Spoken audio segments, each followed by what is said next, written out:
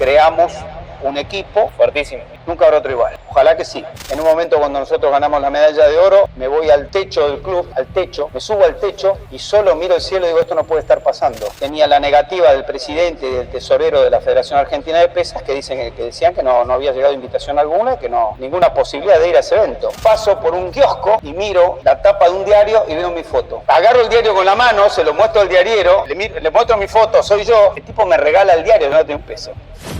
Detrás del método hay una historia.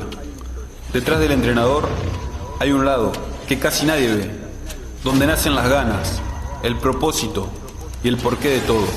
Esto es el lado B del entrenador. El lado B del entrenador. Estábamos en otro capítulo con EDES Capacitaciones y hoy le tenemos a Horacio Anselmi, donde la idea no va a ser hablar tanto de deporte, sino que hablar un poco más de la vida personal. ¿Cómo estás, Horacio? Impecable, de vacaciones. Bueno, ya sabes la dinámica, la idea es hablar más de preguntas personales. La primera voy a arrancar con vos cuando eras chico, en ese gimnasio, en Esparta, cuando arrancaste a laburar. No es que arranqué a trabajar, yo voy ahí con un esguince grave de tobillo, que estoy tratando de hacerlo hablar al tobillo a ver si se escucha. Ahí está. Toma. Eso hizo que el fútbol se salvara de Horacio. Yo era un indómito número 7 del Club Atlético Tigre y en un partido con el equipo de mi papá, mi papá jugaba partidos por plata, con tipos grandes y que esto y que el otro, y yo era el niñito destacado. No el niñito destacado, pero el más jovencito de todos. Y bueno, alguien me pisó, alguien me descuartizó un tobillo, y ahí empiezo a entrenarme en el gimnasio Esparta de Martínez para recuperar el tobillo. Y el gran Pepe Puentes, el dueño del gimnasio Esparta de Martínez, que a la sazón era el almacenero de mi barrio, al cual yo desde muy chiquito le iba a comprar las cosas. A los 6 años me mandaba mi mamá con una moneda de $1 a traer la botella de leche. Terminó siendo mi primer entrenador y mi segundo padre. Ahí arrancó todo. ¿Y qué hubiese sido si Pepe no sabía de pesas? Pepe no sabía de pesas. Pepe era decatlonista y un amante de los fierros, en el contexto de que fue de alguna manera fundador de la Asociación de Culturismo, fue casi fundador de los levantamientos de potencia. Al nenito ese que estaba ahí jorobando en el gimnasio le interesaba levantar las pesas hasta arriba. Entonces fue a aprender él a River para poder enseñarme a mí. Y cuando yo empecé a tener ya un nivel que excedía sus posibilidades, él me llevó de la mano a River para que yo continuara con mi carrera en River. Y eso fue lo que pasó, que en ese momento don Juan Russo era el entrenador de la selección argentina de pesas y el técnico de River. Y bueno, y ahí arrancó todo. Y arrancó todo y fuiste selección de muy joven. 16 años ya estaba con los mayores. Y en ese momento ya aparecías en las revistas, eras el más jovencito, no había categoría, si no me equivoco, ¿no? No había juveniles, no existían los juveniles, existía primera y novicios. Entonces, un pibito de 13 años no tenían dónde ponerlo. Y iba a los torneos y bueno, después a los 16 ya él se empecé a ganar a los mayores. Y ahí en ese año crean la categoría juvenil y bueno, yo con 17 años consigo ser campeón nacional juvenil y de mayores en el mismo año. Bien. ¿En qué categoría? 75 kilos. Eras alto para tu categoría. Sí, además que yo empecé compitiendo en 60 kilos. O sea, 60, aumentaste. 67, 75 y después me fui a 82 porque había uno de 75 muy bueno que había vuelto de Alemania, que se llamaba Lancelotti, que competía para la firma Bayer de Alemania y volvió a la Argentina, el hombre argentino, italiano en realidad, ni siquiera argentino, y entonces por culpa de Lancelotti me corrí a 82 kilos y después me animé a competir contra Lancelotti y volví a bajar. Pero siempre siendo muy alto, inclusive hasta para 82. ¿Y tuviste varias lesiones en esos momentos? No, tuve una sola lesión. Tuve una sola lesión que me sacó del juego, que obviamente era todo muy artesanal. Nosotros nos entrenábamos los martes, los jueves y los sábados, y no había una organización de entrenamiento, sino que era, a ver, ¿qué hacemos hoy? Claro. Y hacíamos. Vemos que levantamos. Exactamente. Entonces, así era más o menos la cosa, pero yo desde muy chiquito me empecé a interesar. Cuando a mí me toca ser internacional, en los torneos internacionales en aquella época se hacían eventos entre los entrenadores. Claro. Los entrenadores hablaban de técnica, hablaban de entrenamiento. Venezuela tenía un tipo excepcional que se llamaba Aníbal Ágreda, Colombia tenía otro tipo excepcional que se llamaba Romero, y yo era un pibito curioso que se metía en la charla de los grandes y me recibían, me dejaban que estuviera. Entonces empecé desde muy chiquito a entrenar a mis propios compañeros, entre ellos el doctor Gustavo Malgor, que fue presidente de la Federación de Pesas hasta su fallecimiento el año pasado. Ese era mi compañero de entrenamiento y yo era el entrenador de todos ellos, porque nadie te entrenaba, o sea, te miraban lo que hacías, pero nadie te organizaba el plan, ni tenías un orden conceptual, y bueno, a mí me interesaba todo eso.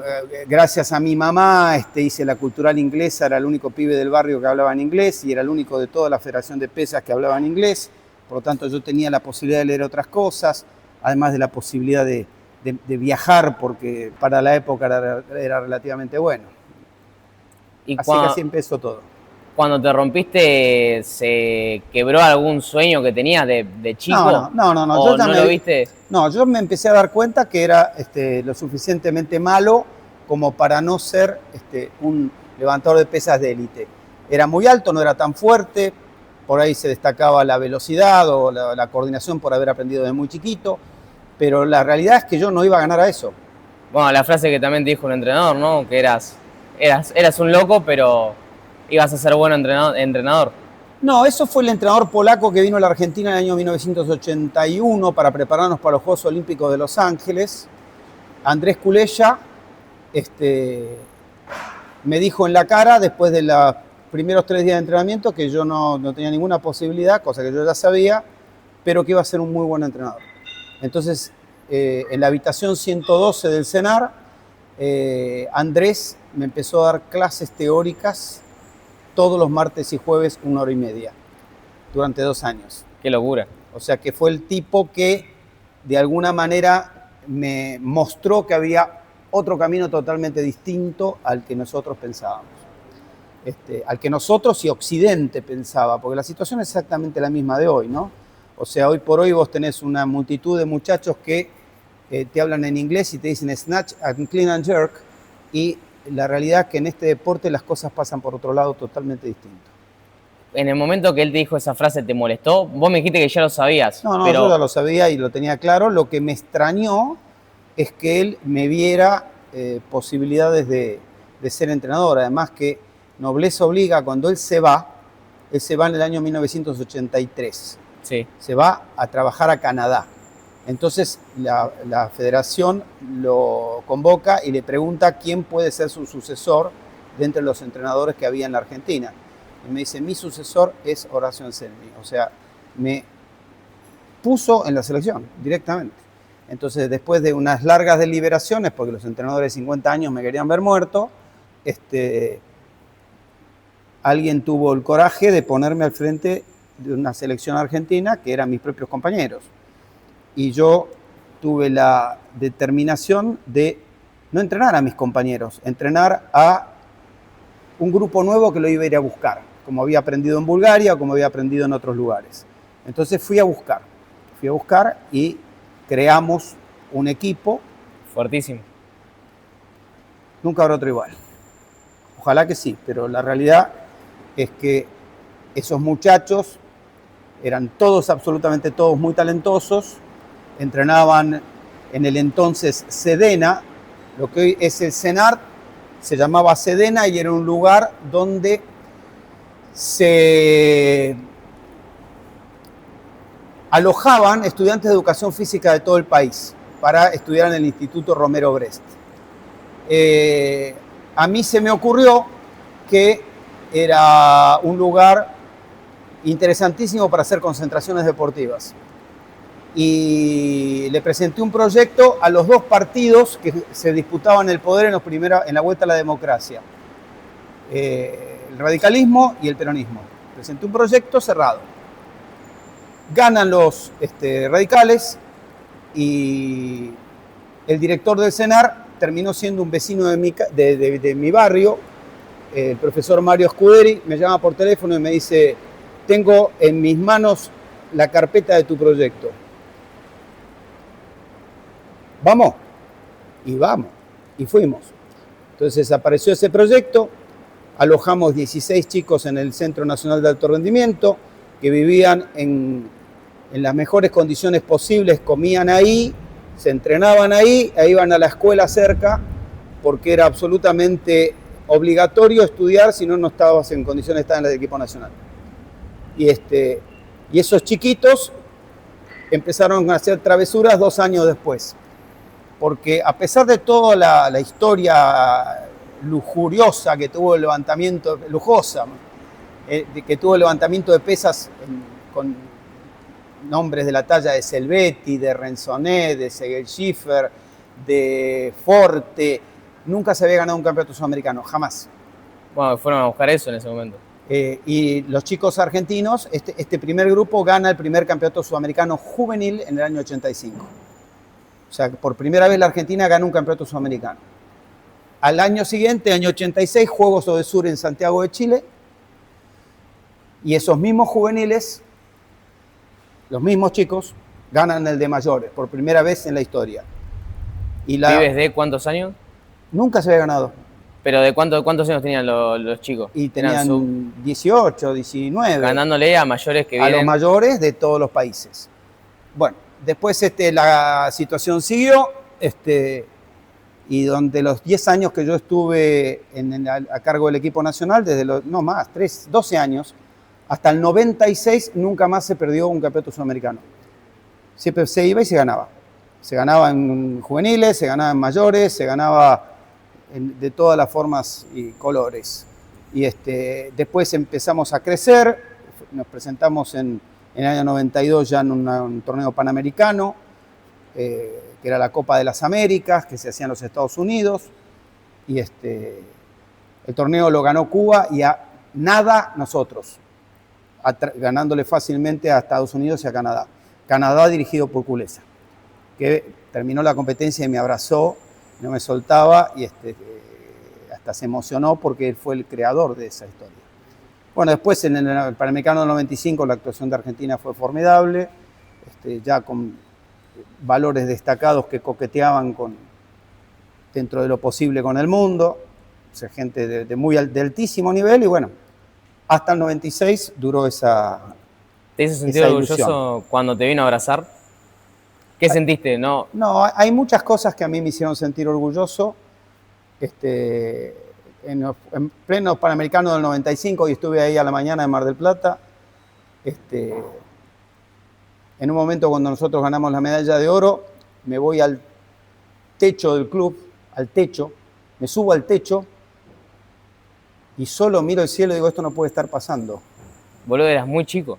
Era un pibe. Muy chico. Yo era un pibe. O sea, vos estabas entrenando a pibes de tu misma edad. No de mi misma edad, pero un poco más chicos. Y la realidad es que en algún momento yo decía: este tipo tiene 50 años, tiene campeones del mundo, campeones olímpicos, y yo estoy diciendo una estrategia contra él. Y yo me daba cuenta que tenía la ventaja, porque tenía otra energía, tenía otra mentalidad, tenía el nivel de agresividad que se tiene cuando uno tiene 20 y pico de años. Y ¿Tenías miedo? No. Miedo. Lo que no tenía era red, no tenía a quién preguntarle las cosas. Claro. O sea, iba a Pepe Puente o, a ver, pasaron muchas cosas muy lindas en esa época. Quizás la más sorprendente fue en el año 97, porque había un congreso de la Federación Internacional de Levantamiento de Pesas que se hacía en la ciudad de Olimpia, en Grecia, donde el Comité Olímpico griego, que se estaba preparando para hacer los Juegos Olímpicos, invitaba a 2 personas por país de todos los países del mundo a esa conferencia. Sí. Yo estaba desesperado por ir. Querer ir. Claro. Y tenía la negativa del presidente y del tesorero de la Federación Argentina de Pesas, que decían que no había llegado invitación alguna y que no había ninguna posibilidad de ir a ese evento. Bueno, el tiempo pasó, yo había dado por perdida las circunstancias, llegó un telegrama a mi casa que me presentaran las oficinas de una línea aérea. ¿Fuiste? Y había un pasaje en primera clase para mí, para ir a Atenas. Entonces llamo al presidente de la federación a su casa. Me atiende su señora, me dice, no, fulano está de viaje, está con el tesorero de viaje, se fueron de viaje. ¿A dónde? No sabemos, no sé, no me dijo nada. Bueno, yo voy a Grecia, me vine a buscar un auto con un papel con mi nombre, porque yo en la realidad no sabía ni a dónde ir. No sabía nada. No sabía nada. Pensaba averiguar, qué sé yo. Sí, no, ante todo sí, voy. Me voy a encontrar con alguno en el aeropuerto, seguramente, de los que conozco de otros países. Bueno, me llevan a un hotel que digo, si esto hay que pagarlo, me tengo que suicidar, porque tenía más estrellas que... Bueno, llego al hotel y digo, me voy a caminar. Me fui al Partenón, caminando. Cuando vuelvo del Partenón, paso por un kiosco y miro la tapa de un diario y veo mi foto. Y ahí entré en pánico. ¿Qué es esto? ¿Qué hice? Agarro el diario con la mano, se lo muestro al diariero, le muestro mi foto, soy yo, el tipo me regala el diario, yo no tengo un peso. Llego al lobby del hotel y lo agarro al administrativo que estaba ahí y le digo, ¿qué dice acá? Y el tipo me empieza a traducir al inglés. Todo esto de inglés. Sí. Estos son los disertantes del Congreso Internacional y yo era uno. ¿Y vos te enteraste hace una semana? No, me enteré ahí. Entonces me viene un señor húngaro que se llamaba Nagy, me pone una mano en el hombro y me dice, ¿no sabías que hablabas? No sabía que nada. Y el tipo se empieza a reír y me dice, lo sospechamos porque no vinieron 2 entrenadores, vino el presidente y el secretario de tu federación a una reunión de entrenadores. Esto es una reunión de entrenadores. Y a vos te invita a la organización y vos estás aparte, vos formás parte de los 12 que hablan. ¿Y de qué quieren que yo hable? Porque estaba lo mejor de los entrenadores del mundo, eran los que iban a disertar ahí, los búlgaros, los rusos, los alemanes orientales. Bueno, en definitiva, ellos querían saber qué había tomado yo de cada uno para que la Argentina tuviera el despegue que había tenido. Así que hubo muchas cosas cómicas porque, ¿qué ropa trajiste? Con la que estoy. Lo que tengo puesto. Bueno, a las 3 de la tarde estate en tu habitación porque va a pasar un sastre, te vamos a hacer un traje. Me hicieron un traje, me hicieron una corbata, me regalaron una corbata, me regalaron una camisa, un par de zapatos para que yo estuviera en el Congreso vestido como una persona... Como una persona... Como una persona de un Congreso. Y bueno, el susto no se me fue, tuve que preparar una charla contrarreloj en inglés, hablarle a 360 tipos de 180 países. Los primeros días hablaba el ruso y el búlgaro se le reía y se peleaban a los gritos. Entonces digo, cuando hable yo me matan estos tipos. ¿Qué hago? Y la realidad es que no me mató nadie, no pasó nada, hubo un par de preguntas así de un africano y uno de un filipino. Y termina el evento y 2 grandes entrenadores que yo oficié de intérprete de ellos, uno Ángel Spasov y el otro Lázaro Baroga, me dijeron, bueno, te vamos a dar una sorpresa porque vas a ser el miembro de la comisión científica más joven de la historia. Y así fue. Me pusieron en la comisión científica de la Federación Internacional. ¿Todo esto con cuántos años? 30. 30 años. Sí. O sea, eras un nene. Era un nene grande, raro. Pero bueno, tuve mucha suerte. Cuando vino a la Argentina Spasov, en el año 83, como yo era el único que hablaba en inglés, iba a buscar a todos los tipos al aeropuerto. Entonces iba al aeropuerto, lo traje a Spasov, tuvimos desde 6 hasta el centro, 1h20, hablando de pesas. De pesas, de todo, porque el tipo estaba en el mejor equipo de la historia de la humanidad, que era Bulgaria de esa época. Eran 10 tipos con récord del mundo vigente. con Suleymanoglu y Suleymanov en ese momento y toda la historia. Bueno, arranca el Congreso en el Comité Olímpico, él y un italiano, Armando Pignatti, empiezan. Armando Pignatti no dijo una sola palabra en todo el mes, habló solamente este hombre. Y tenía una traductora búlgara que le había puesto el Comité Olímpico Argentino. Empieza a hablar en búlgaro, la mujer traducía. A los 5 minutos reloj discuten en búlgaro, la mujer agarra su cartera y se va. Él me señala, yo estaba sentadito en el público y me dice, vos vas a ser el intérprete, yo te digo las cosas en inglés. Y fui el intérprete de Spasov de todo ese mes. Después Spasov fue a México y pidió que el intérprete fuera un argentino. Pues yo además levantaba, entonces le hacía de modelo, lo ayudaba en las clases prácticas. Claro, bueno, termino en Bulgaria por esa historia, con el mejor equipo de la historia, viéndolos cara a cara. Después le pasó el dato a Lázar Baroga, que era el presidente del comité científico, un rumano brillante, el entrenador de Nicu Vlad. Bueno, Baroga va a Montevideo, pide que yo vaya de intérprete. Conozco mejor a Baroga, yo lo conocía, pero estuve Baroga más de tiempo. intérprete. Y no es lo mismo hablar con una persona frente a frente. Esos eran los tipos más importantes de ese momento en la historia. En realidad Spasov tenía a uno por encima de él y de todos, que era Iván Abayev, el cual tuve la oportunidad de conocer y hablar mucho con él, tipo extraordinario, brillante, y que jugaban en otra liga. O sea, muchas de las cosas que vamos a hablar ahora en esta charla que vamos a dar son pensamientos de Abayev. Son pensamientos de Abayev llevados a la práctica ya no en el levantamiento de pesas, sino en todos los deportes. ¿Extrañás esa época? No. ¿Ese equipo? Sí, el equipo sí, porque la realidad es que nosotros veníamos de una situación muy... Yo siempre cuento la misma anécdota tonta, pero es absolutamente cierta. Vamos a un campeonato sudamericano con un equipo medio atado con alambre y a mí me tocaba competir contra un chino nacionalizado peruano, que era buenísimo. Y a mí me costaba horrores darle a sus 75 kilos de peso. Era un ¿Muy parto. pesado o por...? No, me costaba dar porque no era para 75 kilos, era muy alto. Bueno, en definitiva, estaba tirado detrás de una planta comiéndome un pollo.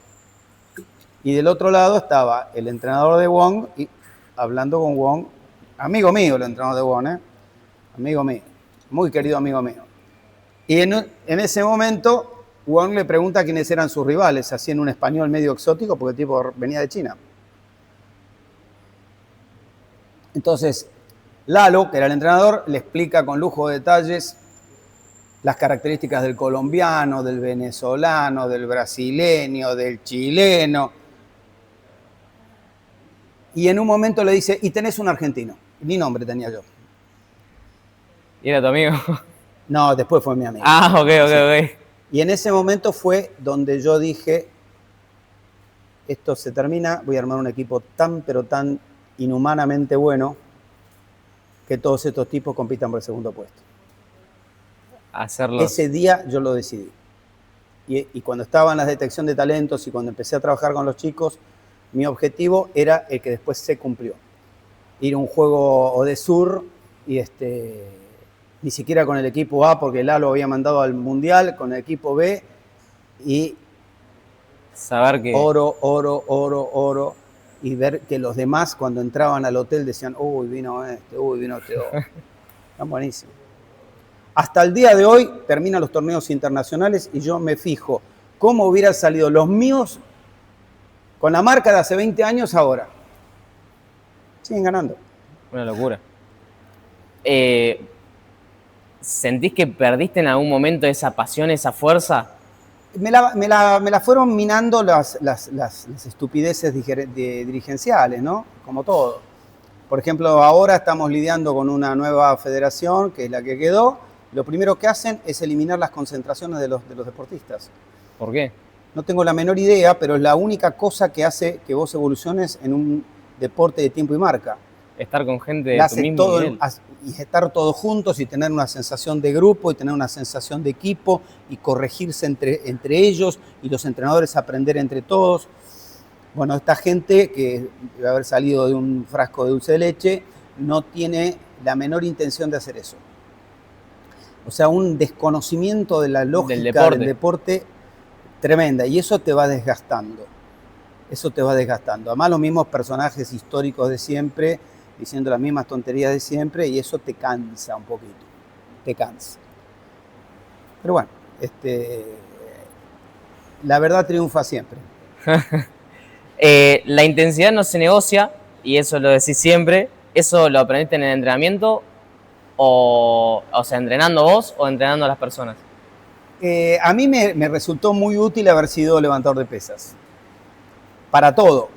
Hasta el día de hoy, ya grande, vengo de entrenar a un serbio en Europa, y que el tipo vea que este señor grande puede hacer cosas que yo no puedo, es muy importante. Porque sabes darlo todo en el momento que hay que darlo. Yo cuando fui preparador físico de los Pumas entrenaba con los tipos de igual a igual.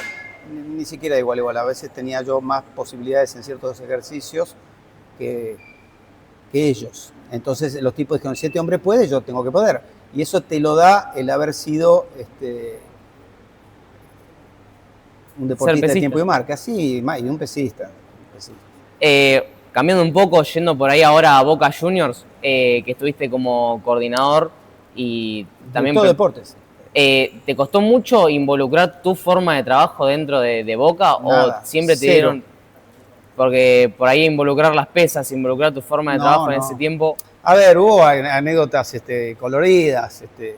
Yo vengo de los Juegos Olímpicos de Barcelona 92 y me encuentro con la novedad que a partir de ese momento dejó de ser entrenador, pasó a ser director de deportes. Y también era muy joven para ser director de deportes, nada más y nada menos que de Boca. Y la primera cosa que me llega a mi escritorio era que tenía que firmar 6 operaciones de ligamento cruzado que había que pagar del voleibol femenino. Y yo digo, ¿qué pasó? ¿Qué pasó? Y además el número era de ciencia ficción, era casi la mitad del presupuesto de todo el año de las mujeres. No, y 6 chicas en un equipo, ¿cuántas? No, hay 20. Entre juveniles, no, es un grupo un poco más, pero no tenía sentido eso. Bueno, me involucro, son las características del entrenamiento, yo algo obviamente ya sabía, y tomo mi primera decisión. Bueno, a partir de ahora pesas obligatorio de lunes a viernes, todos los días. Bueno, me acuerdo que vino una madre, dije, yo traigo a mi hija para que juegue al voleibol, no levante pesas, pase la señora, se va del club. Obviamente todo el mundo se tranquilizó y nunca más hubo una ruptura de cruzado, y el voleibol femenino de Boca es histórico hasta el día de hoy, aburrido de ganar.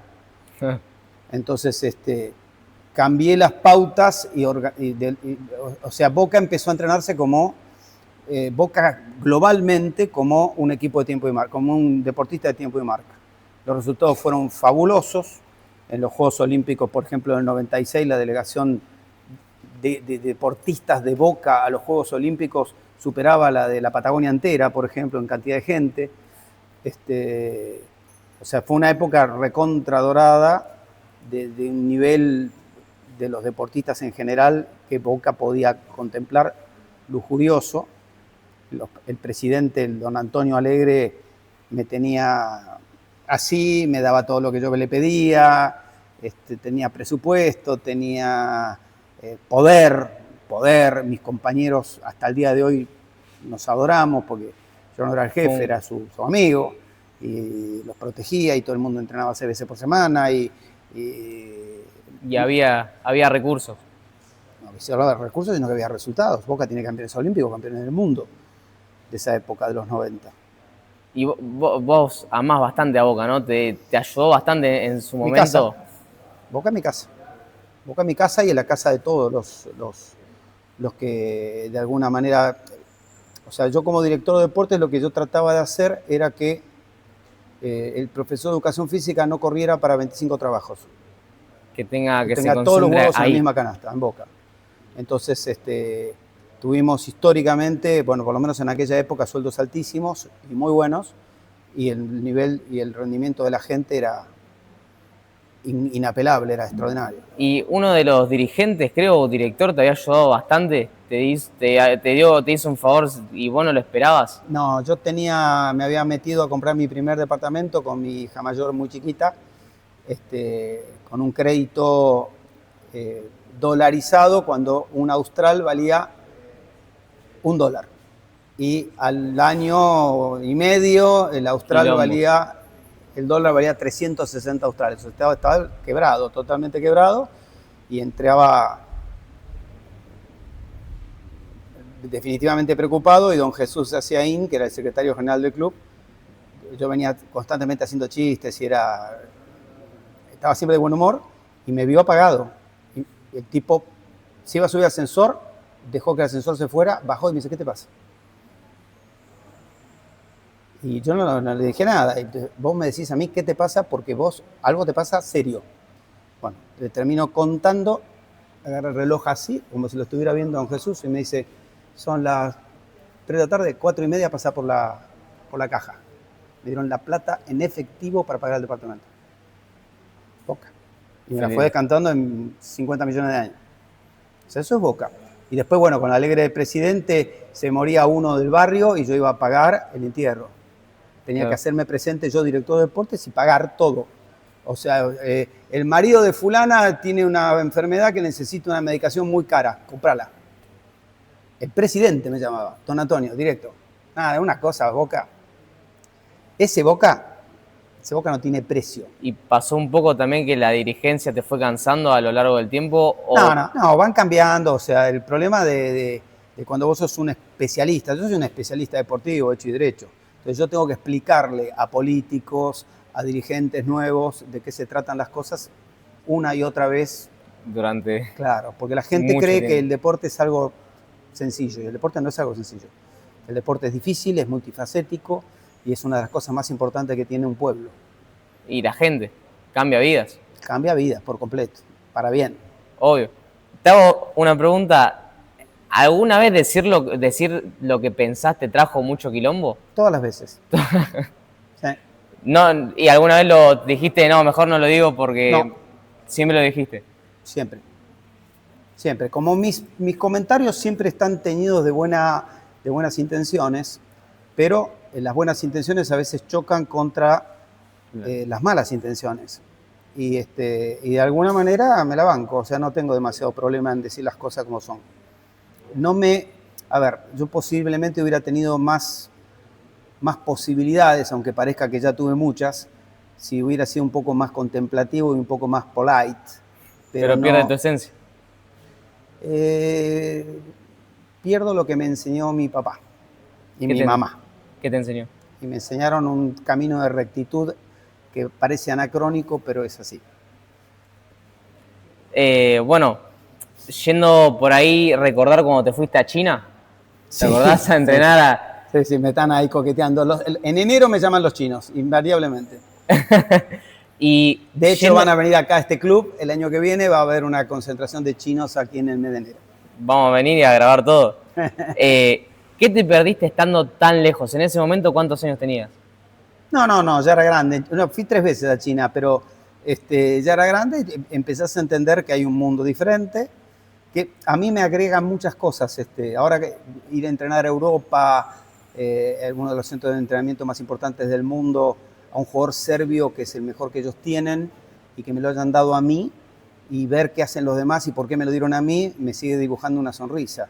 O sea, nosotros estamos... ¿Seguís sintiendo esa hambre?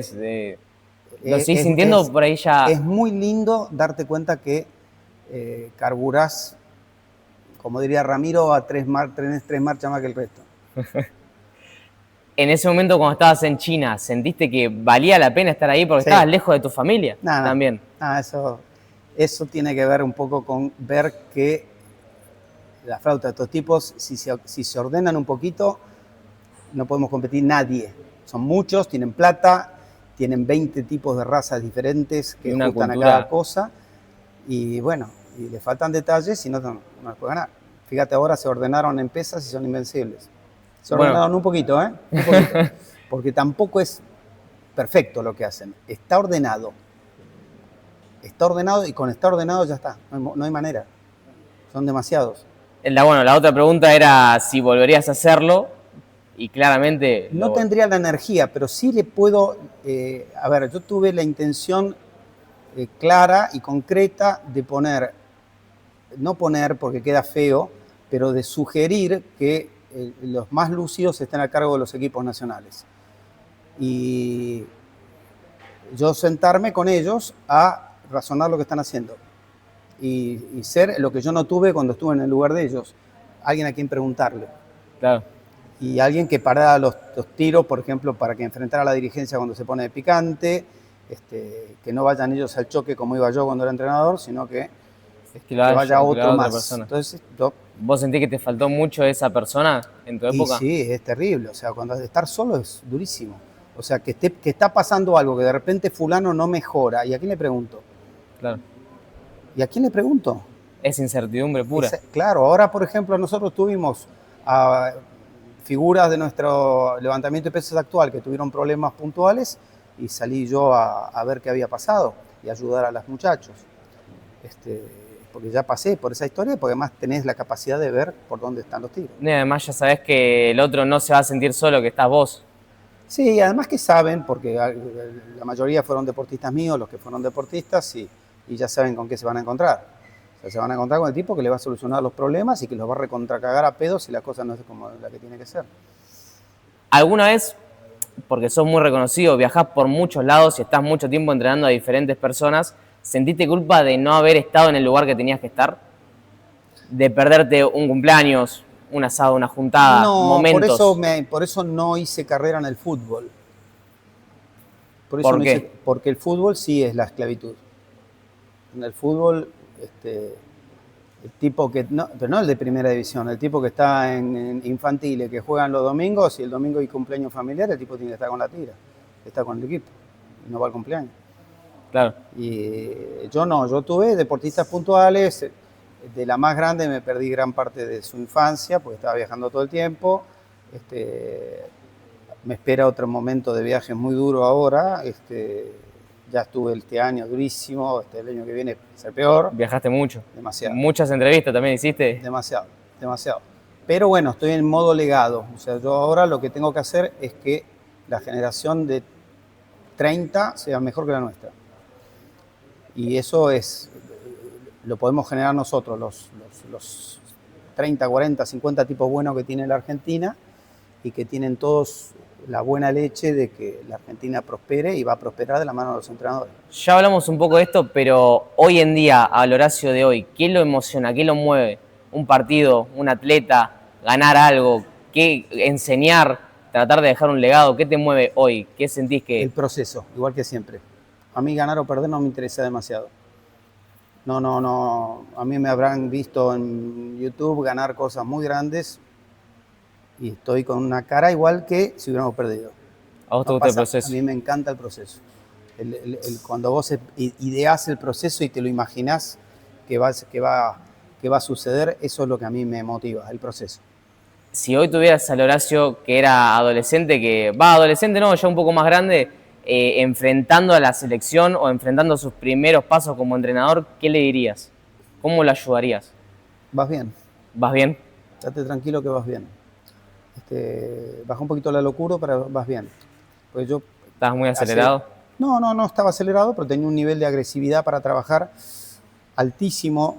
Cuando yo empecé a tirar papeles en mi casa, y yo anoto absolutamente todo lo que hice, me llamaba la atención el nivel de agresividad que yo tenía para los pocos conocimientos que tenía en ese momento. O sea, no hubiera cambiado una letra de lo que hice. De hecho, escribí un libro en el 96, La Fórmula del Éxito, que yo me sorprendo cuando lo volví a encontrar y lo volví a leer. Digo, la puta madre, tenía las cosas muy claras. La versión de actual es lo mismo con más elementos. Yo soy el mismo tipo que a los 30, pero con muchos más elementos. Ahora tengo muchas más justificaciones del lo por que qué hago. Sí. Bueno. Y la realidad es que tuve infinidad de maestros, o sea, tipos que a mí me dijeron, primero que me enseñaron a pensar, o sea, a mi generación entera le enseñaron a pensar en la escuela. O sea, razonar. No hay nada de memoria. No hay nada que sea porque sí. Por eso tanto rollo tengo yo con la investigación científica. Es la mejor manera de equivocarse. No, tal cosa, pusimos 10 a hacer esto y pasó esto. Claro. ¿Y qué sabés de las otras sacás? variables? ¿Qué sabés si el tipo está contento porque Porque lo llamaron, si comió bien. comió bien, comió mal, no le salió, no le salió? Es tan aleatorio y es tan estúpida la conclusión que se sale de parámetros. Y ahora hay toda una tendencia muy importante, especialmente en Occidente, de